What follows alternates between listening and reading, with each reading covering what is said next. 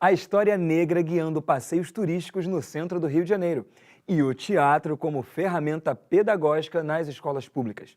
Esses são destaques dessa edição da Rede Escola Notícias da Educação, que está começando agora. E veja também a formação em restauração de documentos e obras de arte no Recife. O interesse nosso é disseminar técnicas e métodos de conhecimento, né, na área de conservação e preservação.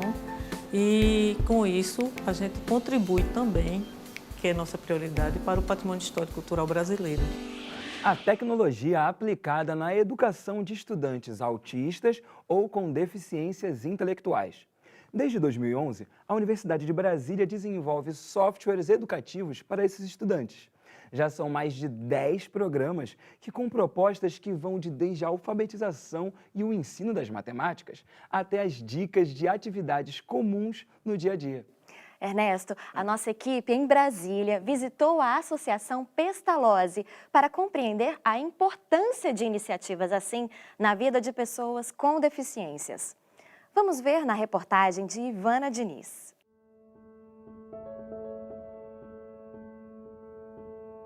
A Pestalozzi já tem mais de 90 anos, só aqui em Brasília desde 1965. E esse é o símbolo dessa associação. É uma história muito bonita, porque a rosa foi escolhida. Ela tem os espinhos, ou seja, se você não souber tocar, ela machuca. Mas depois que você aprende a tocar, você pode sentir o perfume, você pode apreciar a beleza de uma rosa. É uma história bonita e cheia de significados, né? Com certeza. E eu digo que, assim, pela dificuldade do processo todo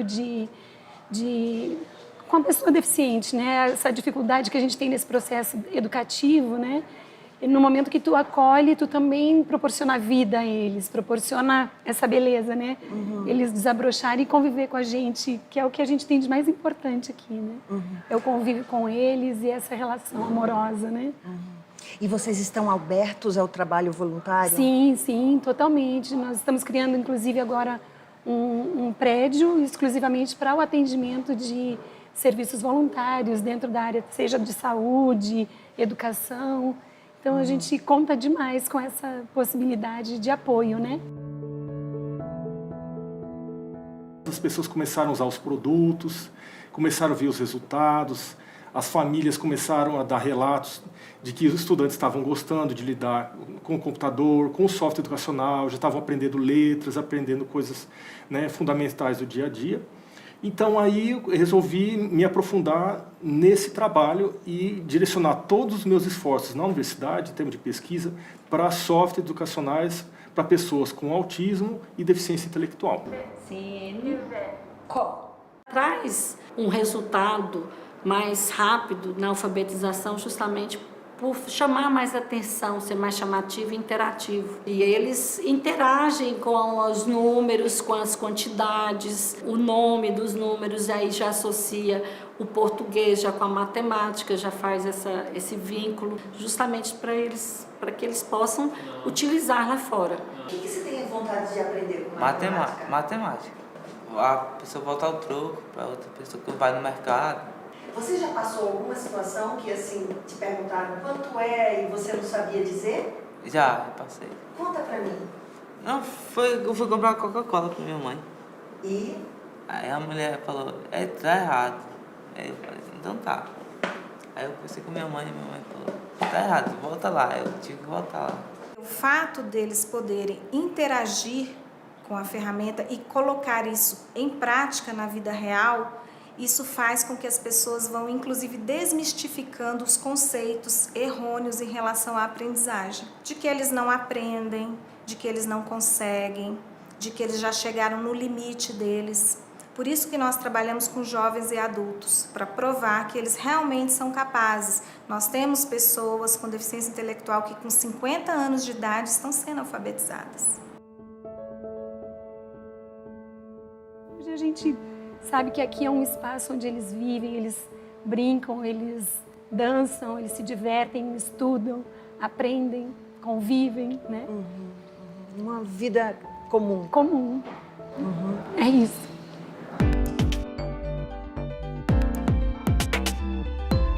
De certa forma, as provas são sim uma maneira boa de avaliar o desempenho escolar, porque eu acho que auxilia e incentiva a pessoa a estudar. Sim, porque ela testa o seu conhecimento, tudo que você aprende em sala de aula, e não porque, assim como... Eu acho que não, porque ela só avalia aquilo, sabe? Ela não avalia o que você é como pessoa, ela não avalia, sabe, as suas táticas de liderança. Eu acho que toda prova tem como princípio ajudar o aluno. Então, acima de conhecimentos e conhecimentos, o aluno vai se autoavaliar também. Sim, porque se você está estudando, você tem que ser avaliado de alguma forma. É essa forma que eu acho melhor de ser avaliado. As provas têm um lado bom e um lado ruim. Eu acho que para avaliar o meu desempenho também seria legal fazer debates em sala de aula, o professor ter noção daquilo que você acha, daquilo que você sabe sobre o assunto.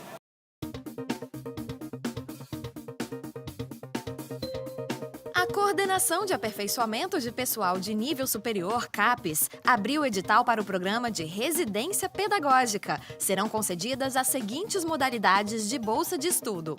Residentes, para acadêmicos com matrícula ativa em curso de licenciatura a partir do 5º período ou que tenham feito o mínimo de 50% do curso.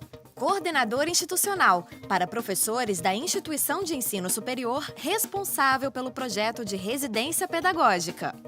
Professor orientador, para aquele que vai orientar o estágio dos residentes, estabelecendo a relação entre teoria e prática. E para o professor da Escola de Educação Básica, que vai acompanhar os residentes nos trabalhos de campo. As inscrições podem ser feitas até o dia 23 de abril no site inscrição.capes.gov.br. A área que se estende pelos bairros Gamboa, Saúde e Santo Cristo, no Rio de Janeiro, foi, no século XIX, o porto de chegada e comércio de africanos escravizados. Quando essa área portuária foi revitalizada, muitas escavações foram feitas e muitos patrimônios encontrados. Entre eles, o Cais do Valongo, tombado pela Unesco. Pois é.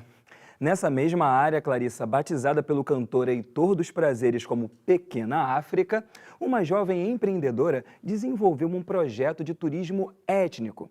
Hoje, a sua agência, Conectando Territórios, leva visitantes a fazer um circuito histórico-cultural de memória negra no Rio de Janeiro. Vamos ver como está sendo esta experiência na reportagem.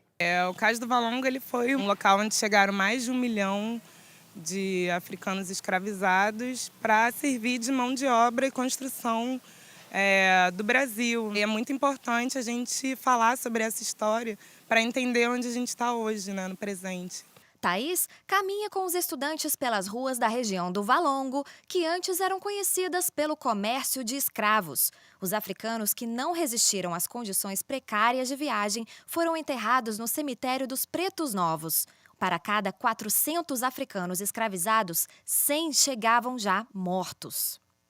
Por mais de 100 anos, de 1910 a 2011, este local era completamente desconhecido. O sítio arqueológico veio à tona somente com a reforma da zona portuária no Rio de Janeiro, um local que representa a exploração humana e os únicos vestígios materiais da chegada dos africanos ao Brasil.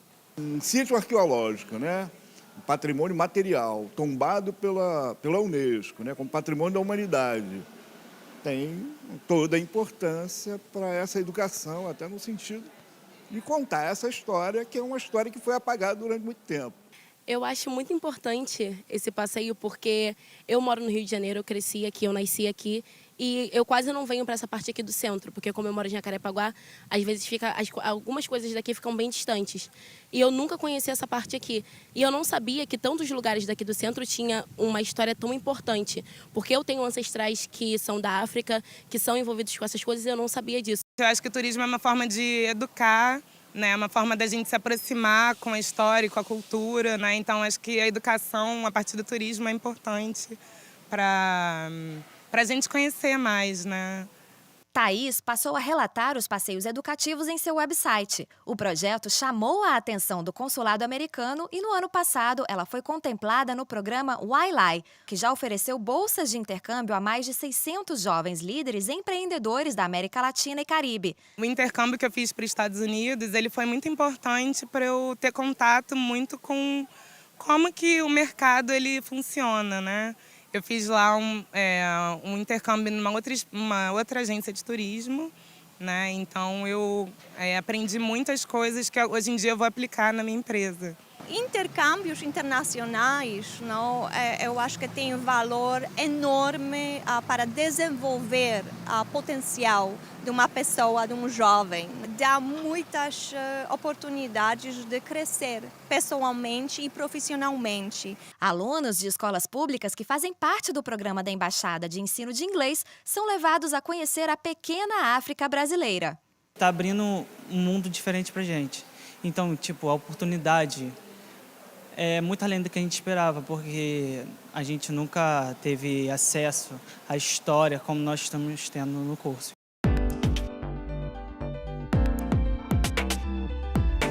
Os alunos amantes da disciplina de História podem comemorar. Está aberta a inscrição para uma competição conhecida por ser diferenciada. Quem participa da Olimpíada Nacional em História do Brasil batiza sua equipe com o nome, escolhe um professor para dar orientações e pesquisa em diversas fontes para responder às questões. Ao longo do ensino médio eu fui começando a gostar mais da matéria e a Olimpíada de História mostrou outros aspectos da história, que algumas coisas que eu também não sabia, passei a conhecer melhor com a Olimpíada. Eles dão algumas informações, mas a gente tem que ir atrás do resto para poder responder as perguntas. A gente tem que procurar em várias fontes para conseguir responder. Dá um incentivo para eu buscar além do que é dado em sala de aula. Já são 10 anos de Olimpíada, estimulando estudantes na busca pelo conhecimento. Em sua última edição, foram 48 mil alunos de todo o Brasil, o recorde da competição.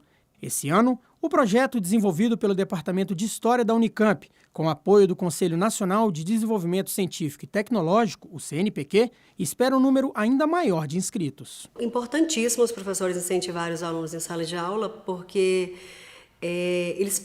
a gente pode proporcionar que o educando, ele busque outras áreas do conhecimento, outras fontes históricas, seja elas materiais, seja elas imateriais, fontes que até então não foram vivenciadas por eles. Então estimula que essa inteligência que ele já tem mais aflorada e traga com ele uma vontade de pesquisar e, fundamentalmente, acaba estimulando outras áreas do conhecimento.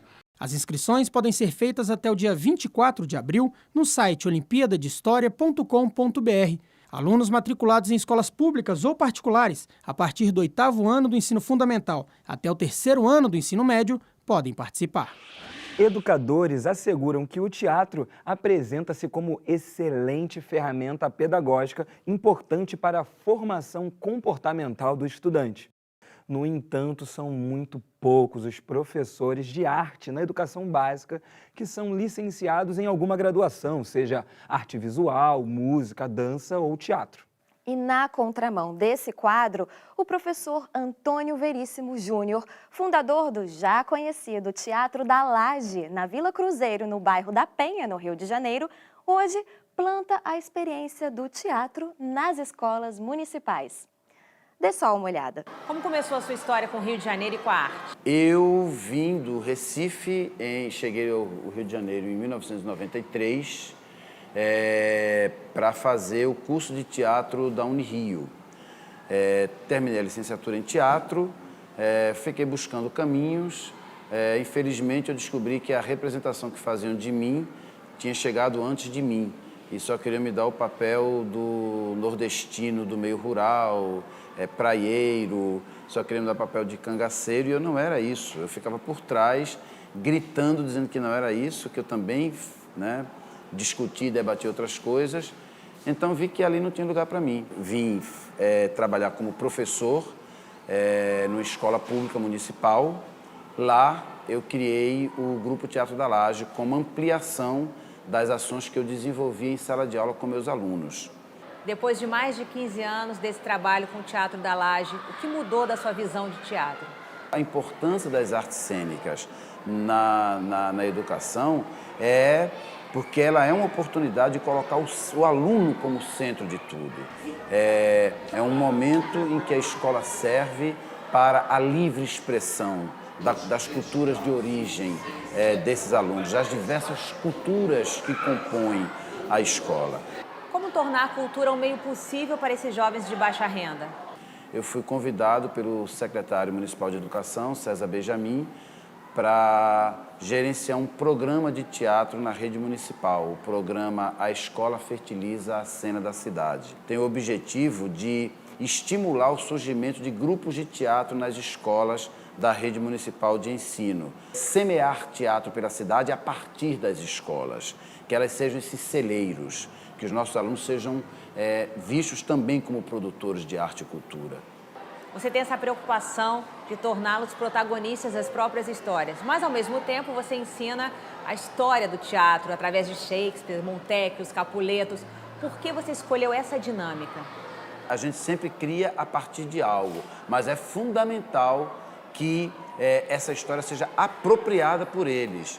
Daí a razão de eu fazer jogos, como o que a gente fez aqui, para possibilitar que isso se torne orgânico, que Shakespeare vire um querido companheiro deles. Eu não concordo com essa ideia de que tem que elevá-los até Shakespeare. A ideia é localizar Shakespeare no cotidiano deles. A ideia é localizar os grandes clássicos no cotidiano deles e promover esse diálogo. Eu acredito em diálogo, não acredito em baixa e alta cultura, não acredito em elevação cultural e espiritual. Mesmo com tantas dificuldades, o que o mantém firme e forte com esperança? Partindo dessa ideia que eu falo, de um teatro territorializado, eu sonho com uma cidade pluralizada. Eu sonho com uma cidade onde as suas favelas não sejam vistas como um problema, mas como quem oferece para ela soluções o tempo inteiro.